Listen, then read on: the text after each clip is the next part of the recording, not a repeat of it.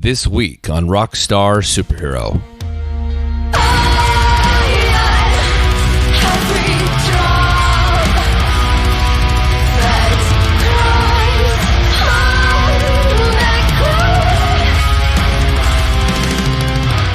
Stefano Ferrian lives in a little town near the Italian Alps. Now, on a good day, he might even see the Matterhorn, and he chooses this life as it allows his artistry to flourish unchecked.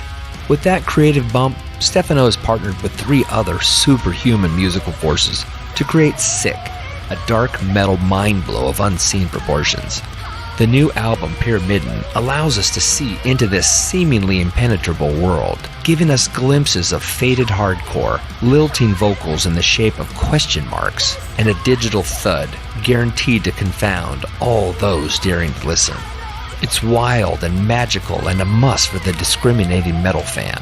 Mark my words, Sick is a new thing, and like the Italian supercars in Modena, you won't see them coming or going. This is my blast beat interview with the songwriter of Sick. This is Stefano Ferrian, and this is Rockstar Superhero.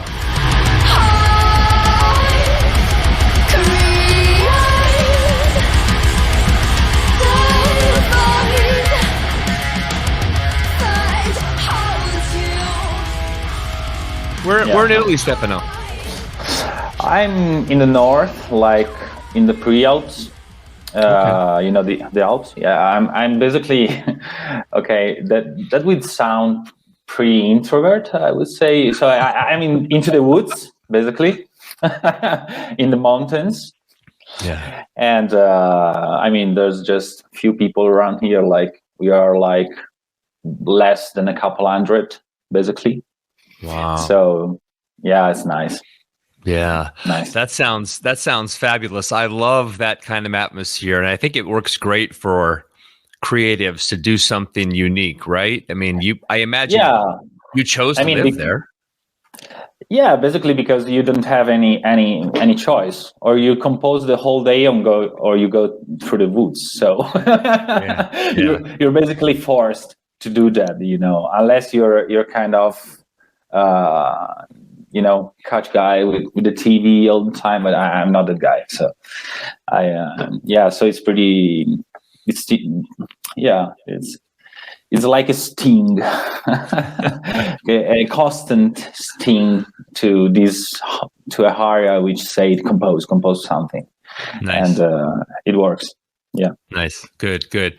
Well, look, before we talk about the new record, I'd like to get a little background on you. Is that okay? Yeah. I mean, you can ask whatever you want. Okay, I'm open to everything. Yeah. Well, you know, being that you're from this little village, or that you live in this little village in Italy, I would assume that that's what you're comfortable with. And I'm curious how, Stefano grew up, and, what motivated you towards music, towards art? Yeah. Well, it happened pretty fast. I would say it was like when I was 5 years old, 4 or 5 years old. I mean, my brother was listening the whole day long, Queen or maybe some Italian songwriters and shit. So I just started pretty soon. I mean, being in love with music at some point. And then it happens that on a New Year's Eve, when I was like 5, I was with my father in this kind of party. Mm-hmm. I mean, normal kind of party, family party, you know, not kind of, adult party. Like rolling all the time for adults and shit. Yeah. It was normal kind of party. And so basically there was a guitar on the couch, and I was really annoyed by the situation because adults was really stupid all the time. Right. So I just took it, grabbed it for some second, and then I just fell in love with it. So I was like, I need to play guitar. And since I was pretty in love with Queen already, I always loved the sound of Brian May. I mean, it was unbelievable to me at that time, but today as well. Yeah, untouchable too. Yeah. So I was like, I need to play electric guitar. But at that time in Italy, there was this kind of silly belief that was like, if you want to play electric guitar, you have to play classical guitar first and then switch to electric guitar, you know? And so I started with classical guitar, but it was, I mean, I was really bothered. I wanted all the time an electric one. So then after 3 years of grief, I switched to electric guitar, and then I went forward. But I always wanted to do this, basically. I mean, I'm not doing this, you know, I would say professional way. I of course cannot sustain myself with music, even if I'm doing this since forever. But I always wanted to have the chance to compose music and spend time with music as much as I can, and that basically happened. So I can say I'm pretty happy, you know, even if it's not fashion for metalhead, but it's good. I find it hilarious that the things we've talked about in the very beginning is what's fashionable, or if all metalheads are actually introverts. You know what I mean? And I think the best thing. Creatives are weird when you get down to it. You know, I mean, I'm not like you. I mean, we're obviously very different, but at the same time, we have creative elements to our personalities, and that makes us both intriguing and frustrating, right? Because we have so many things to offer. Well, to offer, I don't know, to sonically. I don't know how to say that, but I don't think it's a real offer. I mean, I'm not thinking I'm offering anything, you know. You are. No, you are though. Oh, okay. Thank you. Yeah. No, I mean, I'm going to interrupt you. You do have something to offer. I really, really wanted to talk to you the moment I heard your material, because there was a very specific type of sound. I mean, yes, there are what I would call modern influences, right? If you want to pick anybody's music apart, you can hear something else from somewhere. But what you've done is you've put together sort of a collection of my favorite things. Oh, that's nice. Heavy, gent, melody, etherealism, dream. You know, there's a dreamscape to it, and at the same time, it's atonal. It's out there. It's spacey. It's all the things, Stefano. It's great. Oh, thank you very much. I mean, it's more than I expected to be. I mean, it's like so. It's praise. Nice. Oh yeah, come on. No, but I mean, I know that makes people uncomfortable, but. Yeah. I mean, look, you're an artist. We don't do this for ourselves. We do this to share our gift with others. And even if it's just this weird guy out by Seattle, I've been touched by your music, and that's amazing. Yeah, that's pretty amazing. I mean, it's great. I mean, don't get me emotional. I mean, I just don't worry. We'll be best friends by the end of this. That's always what happens. yeah, it's nice. I mean, I'm really feeling comfortable. You know. Good. Anyway, yeah. I mean, I think it's just a need for me. I mean, it's like if I don't get it out, I get sick at some point. So it's not really it's not really about offering for me. It's much more about healing myself at some point. So it's like, but it's nice because when you, as you said, when you share your healing, basically, you make some other people. You may touch some other people somehow, sometimes. Yeah. So it's nice. Yeah. Well, it's music. Music is like counseling. right? If you were to sit down, let's say you have, a mental struggle, you're dealing with, say, a PTSD, a war or death. Music is a salve. Do you know that word? It's like putting a Band-Aid on. It helps you feel better, and it also helps the person who's created the music to feel better, and it connects us, and that's what's so awesome about it. Yeah, it's like a medium. I mean, it's like you just I think that most of the time, if you're an artist somehow, I mean, you just have these weird feelings. I would say that you're receiving it. Basically, is like you're just perceiving shit, and I can say shit in this interview. Okay, nice. I caught it before, and I was like, "It's fine, really." But yeah, it's fine. Okay. You can say exactly what you want. It's all good, buddy. Okay, you can put a beep on it if you want. I don't want to do it the whole time. Every 5 seconds, beep, beep. Beep, beep. We can compose a song like that. Anyway, and so you're basically like just making goes through you, and you expel it somehow in a different way, like in sound. And sound is really connected to perceiving. So the word, whatever. I mean, and it has been a pretty. I mean, the last years were tough at some point, and so especially for musician. I mean, even if when you say that, it may, I don't know why, but it looks like normal kind of people just get hearted about the fact that you're a musician and you can have problems staying home because musician is just a fucking hobby, right? Beep. And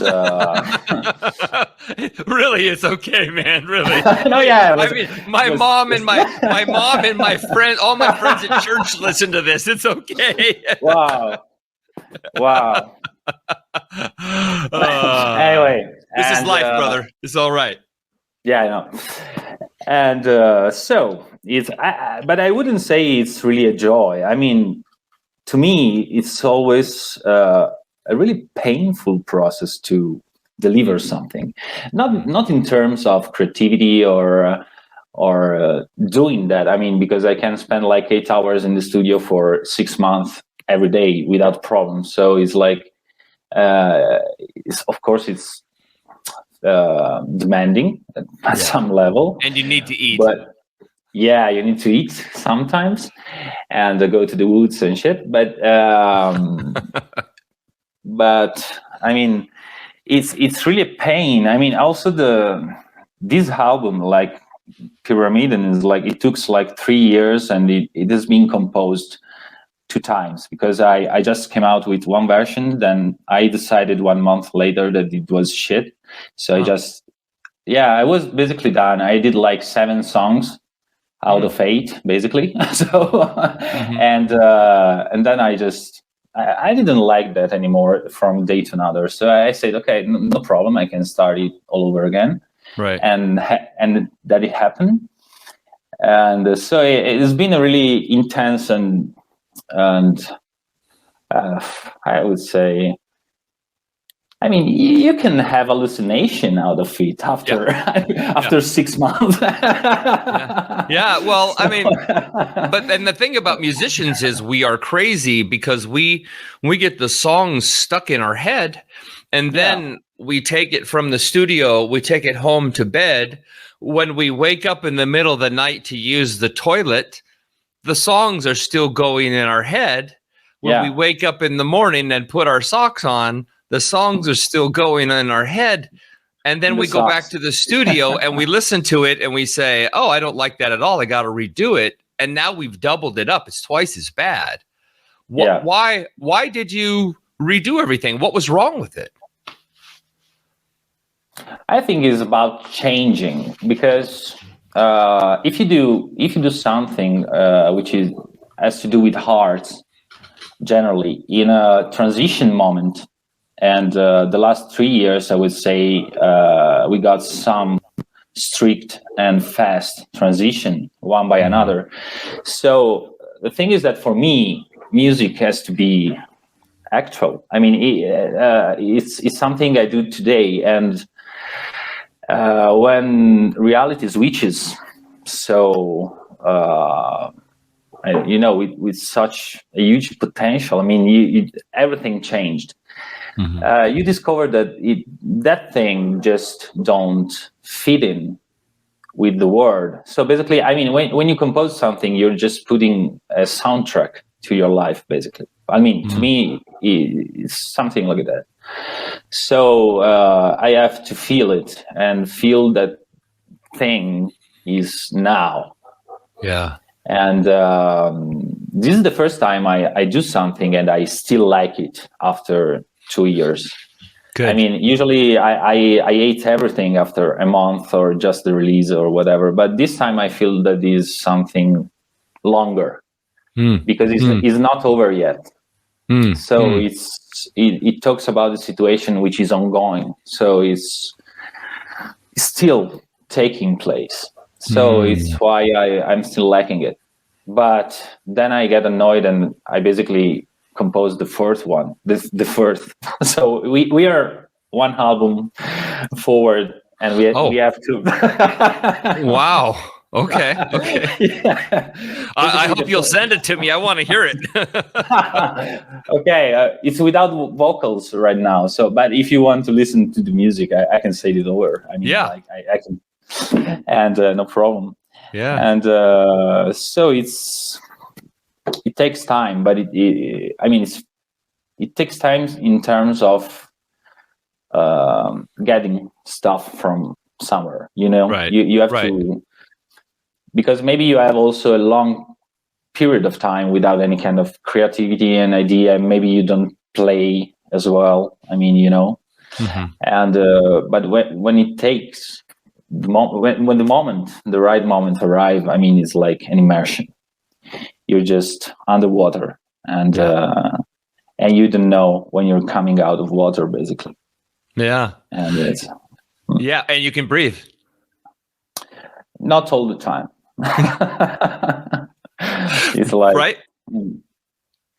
Yeah, it's everything at the same moment. It's like if all the parallel lives come together at the same time and say, "Hey, what are you doing?" Gotcha. Well, so how much do the other people in the band influence you? I mean, right now, it's the things that I know about the band is it says the bass player was like a session player for this album. Yeah. Is that correct? Okay. Yeah, it's a friend of mine. Okay. So is the band ever changing? Or I mean, like, are you the band and you bring in other musicians, or is the band actually the four of you? No, well, actually, we suffered a lot of lineup changes because it's really difficult to find musicians around here, and so it was totally, I mean, by accident. I mean, it just happened. But now I hope we got the final one, because I'm tired of switching, and because bandmates and brothers are I mean, you have to consider them at some different level. Yeah, it's like it's not just like, hey guys, this is the shit and just play it. Right. I mean, it's like I can do something because I know that there's the new drummer Mauro behind the drums. I know that Marcello is playing guitars that way, and I know that Dalila can. I mean, that's a wider thing, because she can do really a lot of different things. Yeah. So you got this kind of palette, and so even if I'm basically the songwriter of the music and lyrics and concept and basically everything that surrounds Seek. At the same time, what I do is always connected to what it will be with the palette I got in my hands, and but you have to trust them. So I mean, I don't think, I mean, I compose, I can imagine it. I mean, when I'm composing it, and I knowing Dalila since a while, I mean, it's like 10 years now. So sometimes I really listen her voice on the composition, you know. It's like, okay, she has to sing, she will be like that. It's not like an imposition. It's like somehow I can imagine how it will sound. Yeah. So I think it's like a different kind of interaction. It's like, I mean, it's spiritual, actually. I mean, what's beautiful. I mean, this is what I like about it so much. I don't want to compare it to anything because I don't think it really sounds like anything. I've seen online people talk about, you know, Bjork, and then some people talk about Jinjer, and some people talk about X, Y, and Z. But my brain, I hear modern influences, I said before, but not that you sound like Igor, because you don't sound like Igor, okay? Yeah. But what I love about you and Igor is that you are attempting to collide styles and sounds and feelings. And so, you know, like, I mean, like I listen to I listen to the album, and The Palest White sounds so much different, right, than the opening track, and yet it's the same band, but it's all these disparate, wild influences from the outside sort of coalesce and become sick. And it's incredible. It's incredible, and that's not an accident. That only happens with you and the rest of your band. You know what I mean? No matter who it is, and it'll change obviously if you change members, but I hope you don't, because I love what I hear.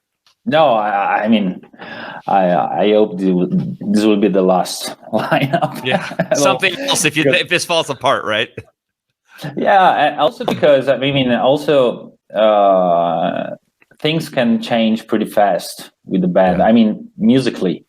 So, and I know that each of them is totally able to do everything.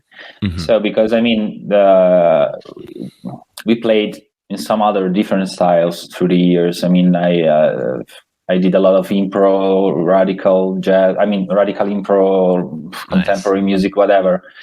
And also play saxophone as well. So I used to have also some, you know, kind of quintet formation and shit. And I mean, so it's totally different kind of music. And actually tomorrow I'm going to play in a concert with a pianist and a Russian drummer even. Wow. If he's not, That poor guy. Yeah, but he left Russia in the 60s. So okay. And and so it's totally different. And also Dalila is doing a lot of stuff. And Mauro is really, I mean, is really a wonderful drummer. And Marcello also play everything on guitar. So it's like the point for me is like be honest with what I got in that moment. So, and to build an album is like a concept. I mean, sometimes music evolves pretty fast just because you need that kind of environment for the lyrics and for maybe the pain in the lyrics and the vocals, or or maybe something totally different, like more etheric and whatever. I mean, it's like, because as you say, it's like it's really like a dream. I mean, this album is made of introspection and hallucination and everything. So it's difficult to put this kind of experience in music. So and I know, like, the next one probably would be much more violent, and also also the vocals will change a lot, because a lot of people is basically complaining about vocals a lot of times, because they were expecting some girl shit and stuff, which I love, but is not. I mean, is not part of this project. I mean, and on this album, the vocals are really gentle. I mean, they're not aggressive. Yeah, that's what I love about it, actually. What, I was talking with a friend of mine recently. That's where the whole Jinjer thing came up, because he said, how they've evolved is they went away from the funky metal thing and they became very, very much hardcore, almost gent, right? With a lot of Tatiana screaming over the top of it and occasional jazzy blues vocals, right? But what you guys have done, and again, it's not a comparison, just it's actually to say it's different. How different it is you have a very, very ultra progressive style of musical interplay. There's so many rhythmic changes, so much going on, and then you have this light, airy, haunting vocal over the top, and she sings constantly. She never growls or screams. It's just it's very, very haunting. It's scary. It's scary sounding, and I love that. I love it so much. Yeah, because it was really it's the perfect. It's linear with the lyrics and with was the experience. I mean, there's a point in a song where she talks about choirs and hearing choirs outside the window. And that actually is something that really happened to me. I mean, one night I heard at 2:00 in the morning, and I remember that like now.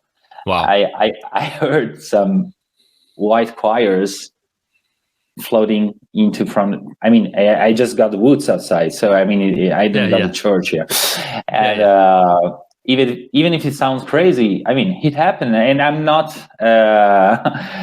doing strong drugs or shit. So it's like, I mean, I was normal that night, and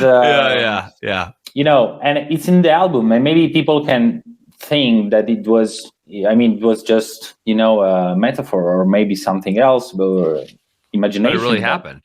It really happened. So it's like, and when Dalila found herself singing that thing with what I told her, because it's not, I mean, and vocals just went pretty straight and fast because we recorded vocals in 10 days without any kind of pre-production and anything. So she just came to my place and we recorded together the vocals with the lyrics and the story that wasn't sent before. So everything was done in 10 days, which, but it was deep because she has to put herself in that situation, and living here, it was, it was recording in the place where the story took place itself. So it's like, wow, it's weird somehow. Well, I mean, I think it's perfect. I mean, it makes sense why it works so well, because it's I don't know what the word would be, but it's not a pretend. I mean, it's not a story. It's actually reality, and you're sort of reliving it for us through the music. Yeah, and basically, I think it's something that I just could have experienced where I live now, because I grew up in a city, and I came here like 7 years ago when I was 30. So it's like 7 years, and I think the environment is fundamental for the music right now. Yeah. Well, so you said, you basically wrote the album, you recorded the first 7 songs, you wiped them out, you redid everything. Yeah. And now you're writing so much more material. What do you think is driving that evolution? I don't want to say you're unhappy, because this is the artist. The artist is always changing, but what are you trying to achieve? Do you have a direction or a destination you're trying to get to? Oh, actually, I think that being frequently unhappy is the bass. And Probably, yeah.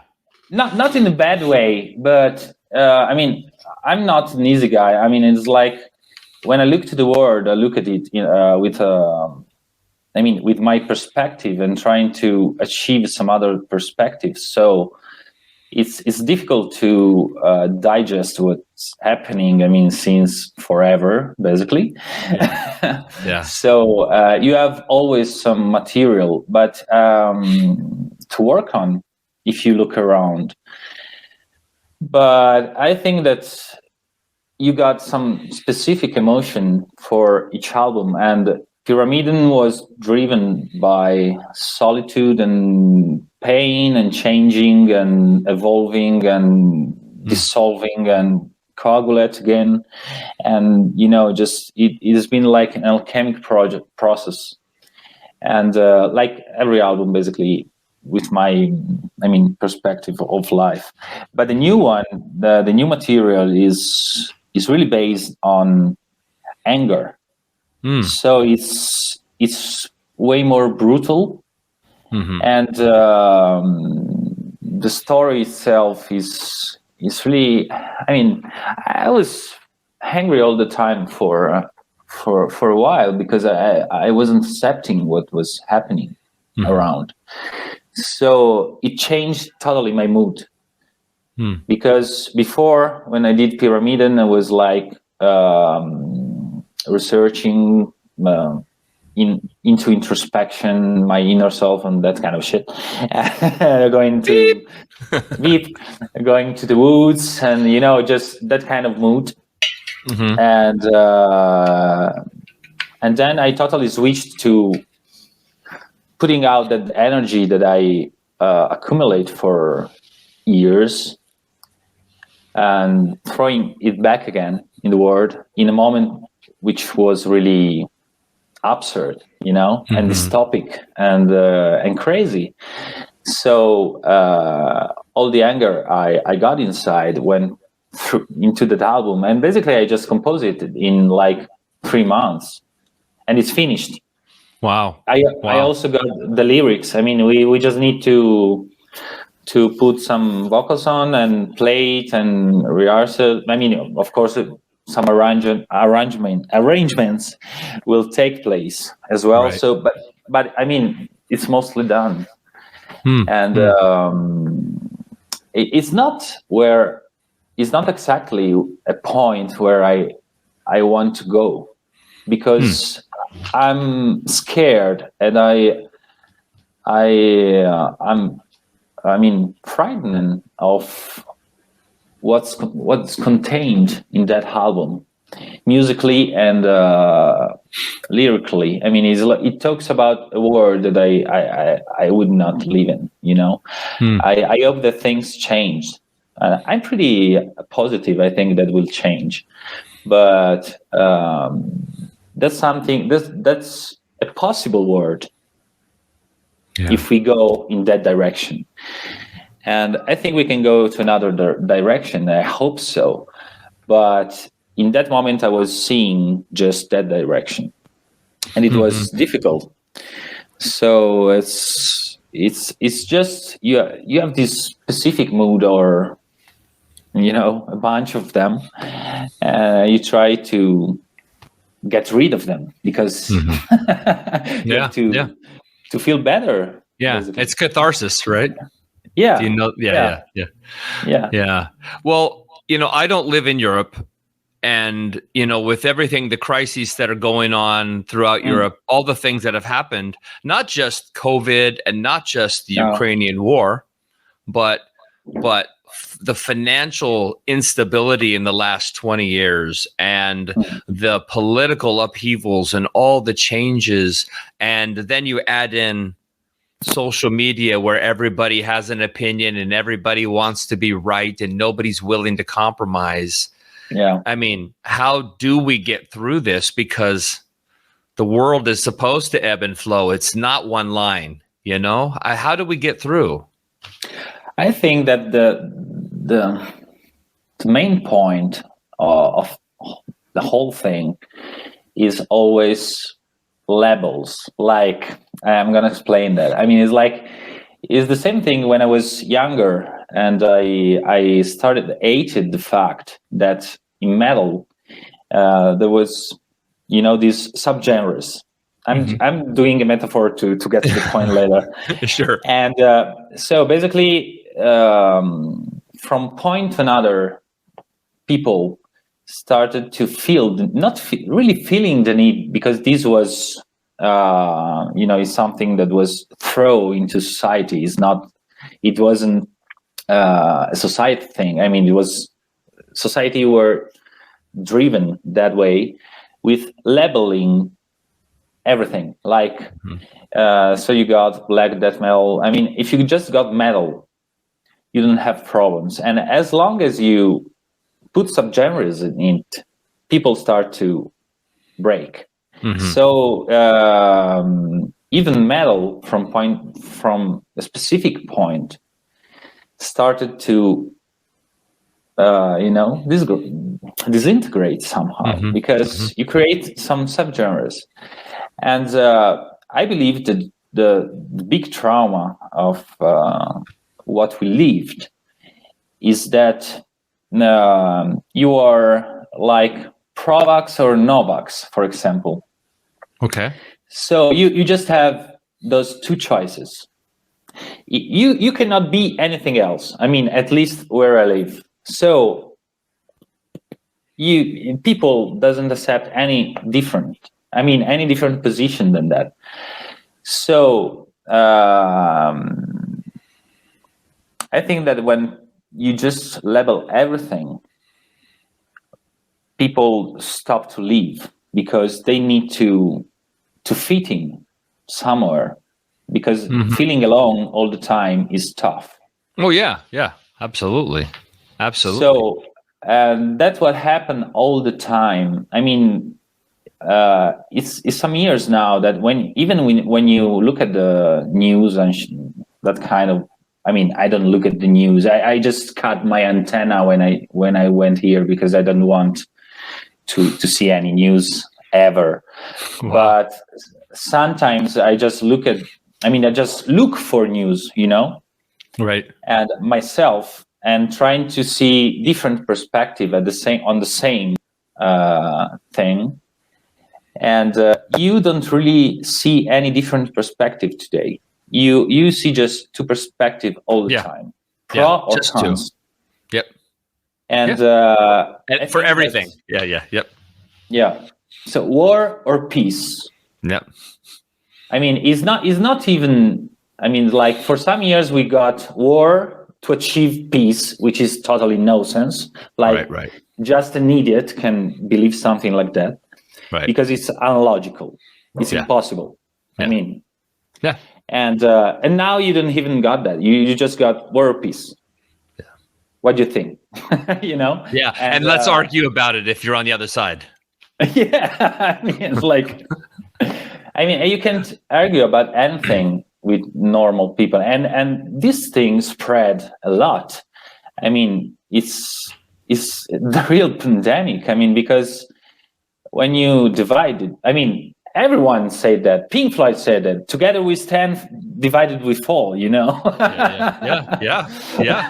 Absolutely. And that's the main problem. If that doesn't change, I don't see any kind of possibility. I mean, it's like, and also the problem is that we are going to a pretty, dangerous border, which is like, it's, I don't know how to explain that properly. Basically, you mean in Italy or something else? No, I think it's a worldwide thing. I mean, it's now everything works the same, because you got the same news in the Western world and in the Eastern world. It's like you don't have any different. I mean, news in maybe in Italy were more. They just want to spread fear all the time in Italy. Sure. And they Same just here, though. yeah, exactly. But in a I believe in a heavier way, and because at least you got politicians which are at least trying to act like, I wouldn't say polite people, but educated people. We got politicians that don't really reach that level. I mean, it's like they're just insulting all the time. They just insulted the population for 2 years. Like if you are against the main the main story, Right. you just got insulted by politician all the time. Like you are a piece of shit. You have to die. Hospital shouldn't cure you. I mean, and politicians were saying that. Yeah. But I mean, but you're right, Stefano. It's like this everywhere in the world, though. I mean, yeah. So I want to say something, because this is really important, I think, from what you were saying. Is the United States, of course, where I live, it's very different. But here's what's different about it, and I know this because I'm ex-military. Okay. Yeah. So, and I'm not saying I'm right, by the way. This is still an opinion, but I've experienced and seen things, and I know things that have occurred in our own military world that I'm not necessarily allowed to talk about. You sort of sign this thing that says you can never, ever talk about stuff, right? Oh, but come on. I know it's silly. It's just me and you. I know. But here's the thing. Well, and thousands of listeners. But in I don't know what it's like in Europe in this regard, but so let's look at terrorism. Let's just look at, like, say, the Middle East, right? And so I'm a white American guy, and I fly into Syria, and then a bad guy takes me hostage and then cuts my head off on television, and that's terror, right? It's terror for me because I'm going to die painfully. It's terror for my family, and it's terror out there. And I'm not saying to admire this. But what's interesting is terrorists like that are labeled terrorists because they're doing it in public. They're doing it out in the open, and they're doing it for some reason, for political gain or for power or to create fear. Yeah, but I wasn't referring to terrorism. I mean, it's like, I wasn't referring to the fact that if you just, in Italy, for example, for the vaccine, Right. There was this situation that if you were a pro-vax, you're totally allowed to be a pro-vax.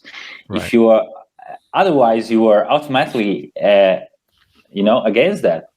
And if you were against, you were insulted by everyone. I mean, from the people, from the politicians, and I'm talking about a personal position, which means I'm free to stay at home because I live in a surrounded by 100 people, and I basically see someone. I mean, I never see a lot of people. I never neither my family as well. So I'm always alone. So if I want to live alone in my woods and say I'm not risky for anyone because I'm not playing as well, at the moment.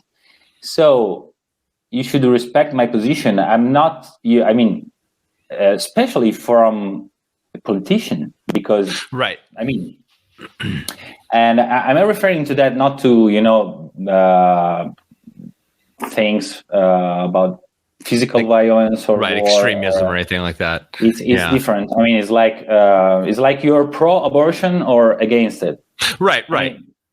It's the same, Right. It's up to you. I mean, I don't think that someone is right and someone is not. I mean, you have to go into them and understand them. Yeah. And someone you can be at the same level. Someone is totally unbalanced, but. I mean, you should respect others, at least opinion. I'm not, if someone comes here and cut my head off, that's different. Yeah, well, and I mean, and again, to be honest, I mean, I want you to understand, I wasn't saying that you were talking about terrorism, but I guess what I was trying to get at is that they can do that, and they can do it on television to create fear, right? But America, and I'm not saying we do this in America, but you and I both know that governments do those exact same things. They just do them behind closed doors. They do. Exactly. They do. And so what I'm trying to say is that I don't know if there's any real good guys out there. We're all dealing, I mean, there's good people maybe like us that we, like I care about you. I don't even know you, but I know I care about you. I admire you because of what you've created. And I'm open to hearing your opinion.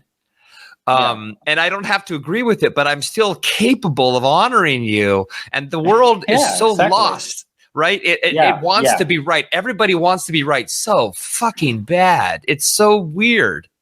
Yeah. And I mean, when you're an artist, it's a pain in the ass because you wait every day that things collides to go somewhere else, And when you just can't have communication with others because they just don't want to communicate unless you agree with them all the time. Yeah, I mean, it's like you can collide, and even so it's communication doesn't go anywhere. Mm-hmm.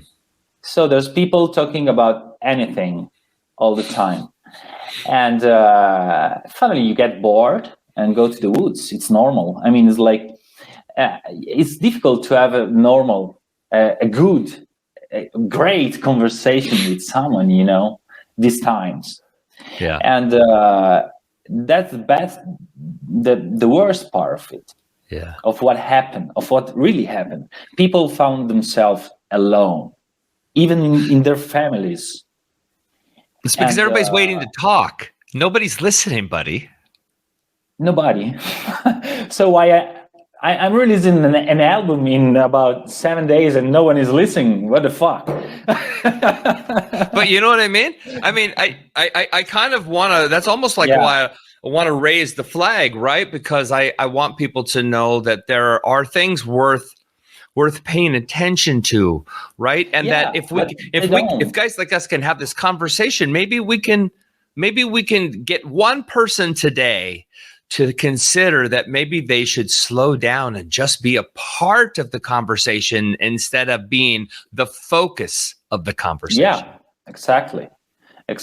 And I mean, people should also understand that being always right is totally boring. And impossible. I wait the whole day someone that come to me and say, "You're a fucking badass," just this is not like that. I mean, it's my joy. Yeah. It's like, wow, can we talk about something, please? And about what you were saying before about that the media terrorism, if you want. I mean, if you want to call it like that, is like, and about the actual situation. What I really don't get all the time is that. If you don't inform yourself on a wide range, I mean, with pretty wide perspective, right. And so you have to look a lot. You have to spend time on it. And the only reason I do that is because I don't know what to do during my evening because I don't have television. So I'm looking what's happening and from different perspective all the time, or at least on what I like to inform myself about. And all the time the mainstream is just one voice, but because you just know if there's, of course, we are suffering a tragedy right now because Ukraine it is a tragedy, but Syria is a tragedy as well, and Yemen it is a tragedy as well. Somalia is a tragedy as well. And they're suffering airstrikes in the last days. And I mean, but no one knows that. And nobody's talking about it at all. Nobody gives a fuck about that.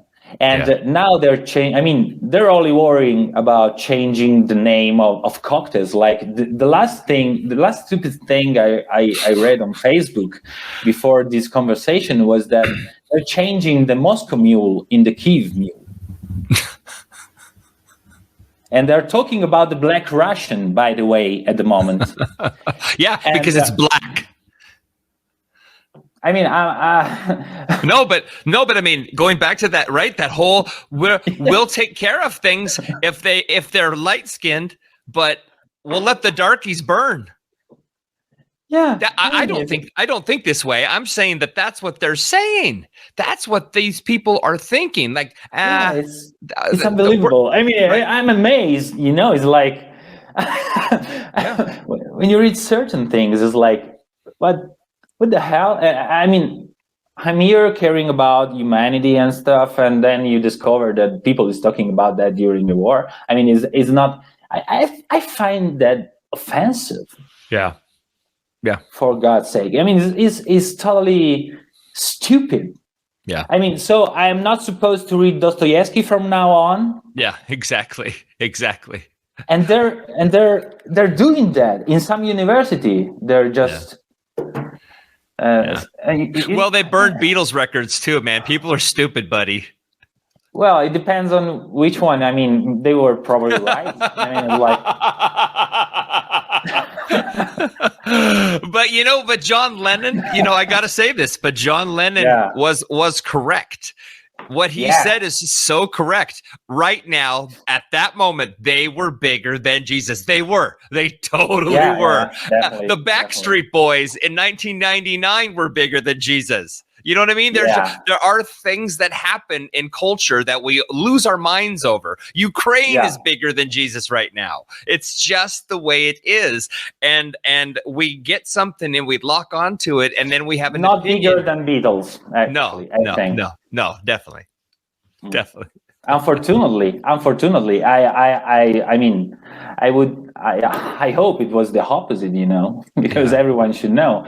But I mean, it's like, anyway, I don't like the Beatles very much. But, okay, the Stones, I don't know. No, neither. Right? It's like, no, well, I like some songs. Sure, of course. From the Beatles, they're pretty great. But anyway, while you were talking about the Beatles, well, I think you know what it is, Stefano. I think we could talk and be angry about what's going on in the world, and we have to agree that if our purpose is anything, it is about the service and the love of others, right? And for example, I mean, I don't do this for my health. I do this because I genuinely love things that I hear from various bands, various influencers, and I want to make it known to the people that pay attention to what I say. It has nothing else to do with that. I'm just for you as an example today. And wouldn't it be amazing if the world were built around this idea of all-encompassing love? It sounds cheesy, but it would be incredible and probably unachievable, but it would be amazing to have people just care because they care, not for any agenda to be met. Yeah, or at least be able to, or at least be able to genuinely hate someone without the desire of killing him or just making him, agreeing with something I said. I mean, it's just okay. I mean, I'm not forced to go out with everyone. Yeah. It's like, hey, buddy. I mean, it's like, go somewhere else. I mean, it's not the problem. The world is big enough. I mean, just so I don't believe in this, and I also believe that it's important to love and hate, because without a hate you cannot love. I mean, it's not just a stupid thing. It's, to me, it's real, but there are healthy ways to do the both things, making it work. I mean, the most of the time people love in a such bad way that it's worse than hating someone. Because I mean, just think about those really sad and old age couple, which not everything works. So some of them are just bored by each other all the time, and they're just waiting for for death, for somebody to die. For a husband dying, or maybe the wife. I mean, it's like it can be like that. Yeah. But you have a healthy way to do that, and that is everybody though. Yeah, everybody's waiting, buddy. Everybody's waiting for something. Nobody's being proactive. Yeah, exactly. But I mean, you and liking or disliking something is fundamental. I mean, I need to form my own opinion by liking or disliking, and about what I'm perceiving things, because that's also important. Yeah. So it's all about that. I mean, it's but it's difficult this time because you're not allowed to like or dislike things. Think about Facebook. They just don't put a fucking unlike button. Yeah. I would do that all the time. Like, I don't like that. I don't like that. I don't like that. I mean, fuck it. I want to dislike as well, Yeah. Why not? Yeah. What's the problem? No, you can just say what you like. Yeah. Well, and the thing that social media is built around, and honestly, maybe even my show, right, is I want people to respond to it. I want people to like it. I want people to love it. I want people to share it. And, you look at a quote on, whatever somebody says, one of your friends, well, if you skip past it and you don't like it, it won't push it up in the algorithm. So there's this weird thing that says, I want to like this because I need it to get elevated. And I also want my friend to see that I've liked it, so then they like me back, which is basically all this is saying, completely, Stefano. All this is saying is, look at me, please, look at me. Exactly. So pathetic. Exactly. Yeah, and then actually, it's really difficult. I mean, I'm the worst PR in the world. I mean, I don't like. Yeah, because I mean, it's. Yeah, I mean, it's like I hated MTV for so long because music was important. I mean, at some point I was like,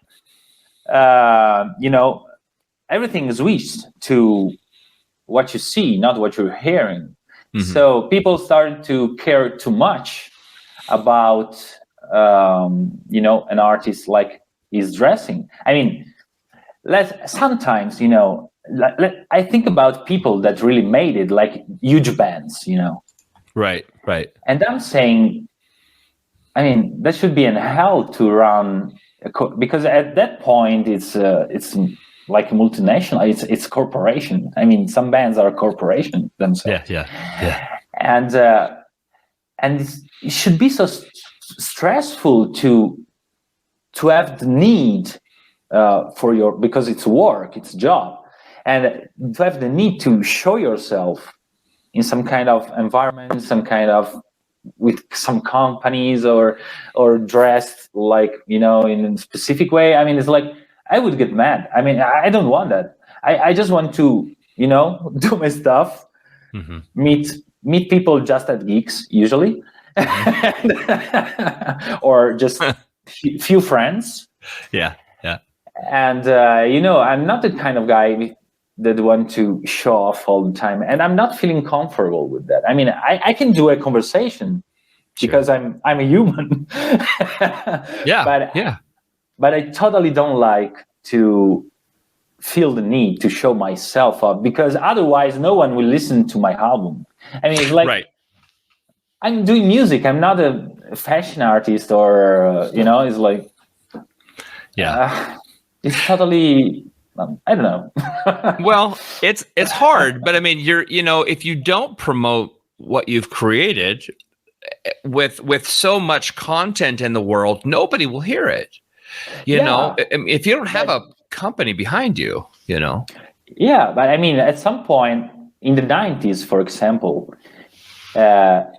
people were going to the band because like they want to, because I think internet has a lot to do with this transition, because I remember myself as well when I was 14, just going out just to check bands that I just didn't know. Yeah. And maybe I just dislike the 90% of them, but the 10% of them was really good, and I liked them. Yeah. And I mean, right now it's like it looks like you have to take a bus, go for from door to door, take people to the concert, and then bring them back. Yeah, It's like unless you're already offering, already, if you're a huge band, it's okay. But I mean, if you're underground, it's people just top it, just listen maybe to 2 minutes, say no, I don't like it, and that goes on. So you spend a huge amount of work and effort on an album, and probably in a couple of days that album was gone. Yeah. Like yeah. It's crazy. I mean, it's like, so, but fortunately I do it for a necessity. So I'm really caring about I mean, I like to play a lot. I like to be on the stage a lot, but I never questioned myself too much about how was the stage. I mean, at least there's a stage with a PA. I'm going. I mean, it's okay. I just need to play and to feel that kind of energy. And I literally did like 15 hours of van to play in front of 2 people sometimes. Mm-hmm. That's how it works. But it was great as well. I mean, it's like I'm there, and it's enough, basically. Well, the hardest part about me being a musician, or an artist, I should say, in general, is our absolute desire for an audience to hear us. And of course, we are constantly seeking the larger audiences. But when we get those larger audiences, the down is much more significant afterwards, because that high is so high. Nature requires balance. So when you come back down, it's like a huge collapse. And then you're like, oh my God, I must have done something wrong, or I'm what's the word? I'm gosh, all of a sudden I lost the term. But when you just don't believe you're good enough. And that was an anomaly. That wasn't supposed to happen. It was an accident. I don't deserve it. I'll never be anybody. There's no such thing as filling the hole. You just have to keep going. You just have to keep going. That's all you get to do. Keep going. Yeah, but I mean, and you always have, pro and cons in both situations. Like if you're small, you have some pros that bigger bands doesn't have, and vice versa. I mean, it's like it works like that. So I don't think. But let me say that standing at my experience, because I'm basically playing and doing albums and tours and shit since 22 years right now, because I started in 2000. So I wouldn't feel that bad being global for 3 years and then come back into my woods, with your money and savings. Because now I'm like 37, so the perspective is different. I don't want to achieve. I don't have the interest now to achieve something huge. I mean, I played enough in my life, and I want to play as well a lot. I mean, at least more, 15 years more, at least. Mm-hmm. Mm-hmm. But I can leave, being huge and then come back to my underground area. I think I will not suffer. No, absolutely. I think it's just getting comfortable with the fact that this old idea of being famous and being a celebrity and being incredibly wealthy based around those two things versus being an artist. I think that's the hard part, because it gets sold to us that that's what you should have and that's what you should be. And if you don't get there, you're a failure. And it's not true. Yeah, exactly. You know, when you die, Stefano, somebody is going to be able to look at this moment, this album, and say, my grandfather, my cousin or my nephew or my best friend, he made this record, and it was unique at the time. It touched a group of people. You literally have a legacy already, and you have more to come. Yeah. I think it's incredible. Yeah, and basically, if you think to a lot of composer through history, the most of them just become global. Yeah. After their death, they were just struggling all day long at the time. Yeah. So it's I mean, almost everyone at the time, unless they were pretty rich. I mean, from starting, because my one of my teacher at the jazz academy, like 10 years ago, when I was studying saxophone, used to say that if you're a musician, you start billionaire and you become millionaire. You know, you just go down all the time. You're not gaining anything. It's so true. You spend money, so people fall in love with you. It's just about spending money all the time. So it's so true. It's so true. Look, I know I've kept you a long time, and I know we haven't really talked about music, but you're so fascinating to me, and Sick is such a great band. One of my listeners, who's actually a close friend of mine, also said you need to go out on tour with Meshuggah, because that would be the best bill ever. Awesome. Yeah, that would be. I know they're getting ready to go back out, because they got the new album coming out. So if you're self-managing, maybe you should contact somebody and see if you can get part of the leg. You know what I mean? Yeah, it would be nice. I mean, it's like it can be a dream. I mean, for us, not just because we are fun. I'm basically pretty new fan on Meshuggah. I mean, I wasn't listening to them before. I mean, it's like maybe since 10 years. That at least not yet. I mean, almost that. And so I just discovered them lately, but I love them. I mean, it's a huge part of what's different, because musically, if in a violent kind of area, if you want. Yeah. So it's it could be a good match, but anyway, I mean, of course, I would say. Of course. Well, look. Pyramiden is really, I mean, a really great piece of material, and I'm hoping that people will check it out. I know it comes out a week from today, which is March 11th. And that's internationally.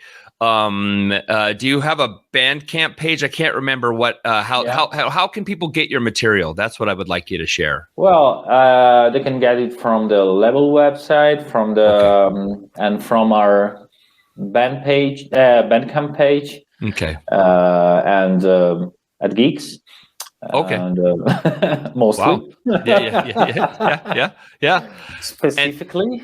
And I'll tell you, man, when you put that album on, when you listen to it, make sure listen to it top down. But I mean, my personal recommendation, Promethean. I love that song so much I can't stand it. Oh, okay. Yeah. I love that. Yeah. So I think it's a great work, Stefano. I think you're a killer guy. The fact that you've dealt with me, and look, I have to say this. thank you so much. It sounds so silly, but thank you so much for speaking English, because I don't speak Italian.